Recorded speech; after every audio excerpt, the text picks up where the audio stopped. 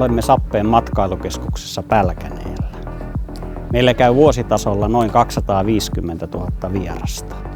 Meillä on alueella parkkipaikkoja ja tiestöä, joiden kunnossapidosta talvikaudella huolehdimme itse.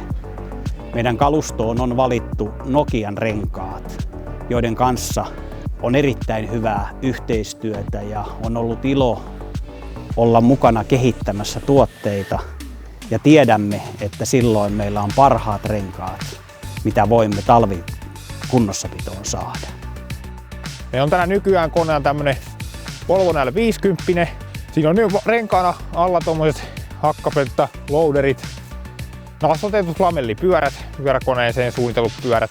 Ja täällä se on erittäin tärkeä turvallisuusominaisuudet, koska ollaan ahtaissa paikoissa, autoja on lähellä, ihmisiä kulkee tosi paljon, koiran ulkoiluttajia ynnä muita. Että sitten on pysähtymismatkat on lyhyet ynnä muuta. Ja nastopyörähän on sillä lailla mukava talvella, että kun nytkin tänäkin talvena on monta kertaa on sulannut kaikki lumet pois, että ollaan ihan paljalla asfalteilla ja muulla siirtymässä, niin verrattuna ketjuun, niin semmoinen ajomukavuus on sitten myös silloinkin vielä talvisin, kun kaikki lähtee pois.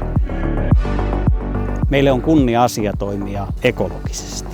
Ja niinpä me olemme valinneet yhteistyökumppaniksi vahvoja brändejä, joiden tiedämme noudattaman samaa ekologista ajattelutapaa ja ennen kaikkea sitä, että he ovat suunnannäyttäjiä omalla alallaan, niin kuin mekin olemme matkailualalla.